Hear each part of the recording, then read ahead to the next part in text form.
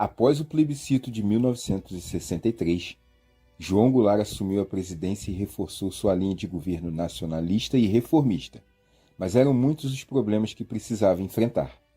Sua estratégia socioeconômica foi formalizada por meio do Plano Trienal de Desenvolvimento Econômico e Social, organizada por Celso Furtado, ministro do Planejamento. Esse plano de governo tinha como objetivos promover melhor distribuição das riquezas nacionais, desapropriando os latifúndios improdutivos para defender interesses sociais, encampar as refinarias particulares de petróleo, reduzir a dívida externa brasileira, diminuir a inflação e manter o crescimento econômico sem sacrificar exclusivamente os trabalhadores.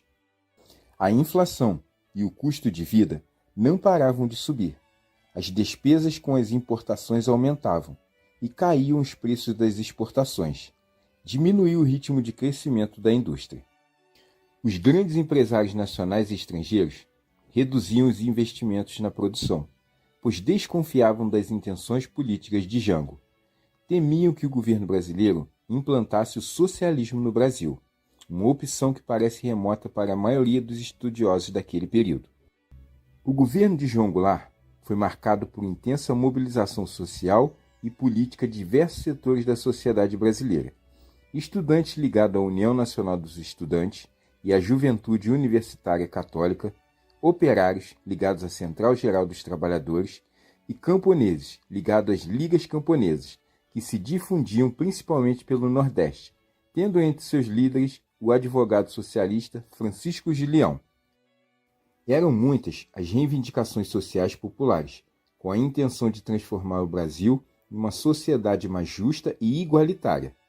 Surgiram em oposição aos movimentos sociais algumas associações políticas, como o Instituto Brasileiro de Ação Democrática e o Instituto de Pesquisa e Estudos Sociais, financiadas por empresários brasileiros e pelo governo e empresários dos Estados Unidos.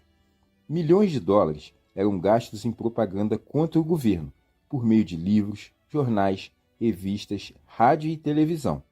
Os políticos de oposição recebiam verbas para financiar suas campanhas e, depois de eleitos, eram subornados para votar contra as propostas de Jango. Em 13 de março de 1964, João Goulart, falando a mais de 300 mil pessoas num comício em frente à Estação da Central do Brasil, no Rio de Janeiro, expôs as dificuldades de seu governo e anunciou a necessidade de um conjunto de reformas de base para o país.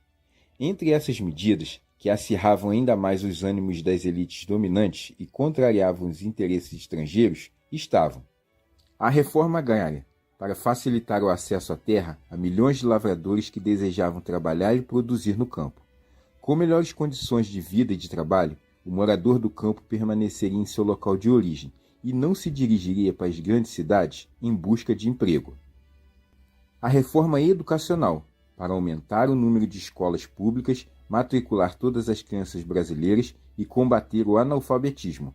A reforma eleitoral, para dar ao analfabeto o direito de votar nas eleições e participar da vida política.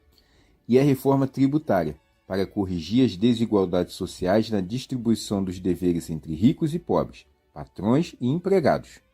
Além das reformas de base, Jango procurou, pela Lei de Remessa de Lucros, limitar o envio de dólares das empresas multinacionais para o exterior.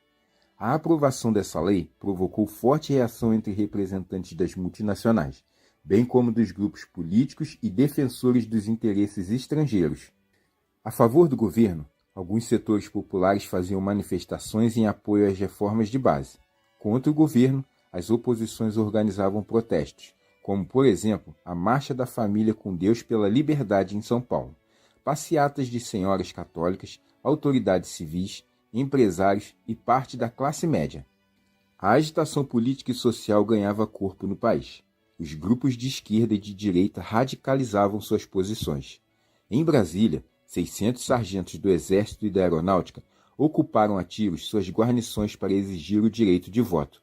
A rebelião dos sargentos foi controlada, mas os oficiais militares se assustaram com a indisciplina da tropa e responsabilizaram o governo pelo clima de desordem. Em 31 de março de 1964, explodiu a rebelião das Forças Armadas contra o governo João Goulart. O movimento militar teve início em Minas Gerais, apoiado pelo governador mineiro Magalhães Pinto. Rapidamente, os golpistas contaram com a adesão de outras unidades militares, de São Paulo, do Rio Grande do Sul e do antigo estado da Guanabara, criado em lugar do Distrito Federal, situado na cidade do Rio de Janeiro, quando a capital federal foi transferida para Brasília, em 1960. Sem condições de resistir ao golpe militar, o presidente João Goulart deixou Brasília, em 1º de abril de 1964. Passou pelo Rio Grande do Sul e, em seguida, foi para o Uruguai como exilado político. Era o começo dos governos militares. Eu espero que com esse vídeo tenha lhe ajudado a entender um pouco como se deu o governo de João Goulart. Só lembrando que esse contexto histórico é muito mais complexo do que o que foi mostrado no vídeo. Muito obrigado por você ter assistido a mais esse vídeo, um grande abraço e fique com Deus.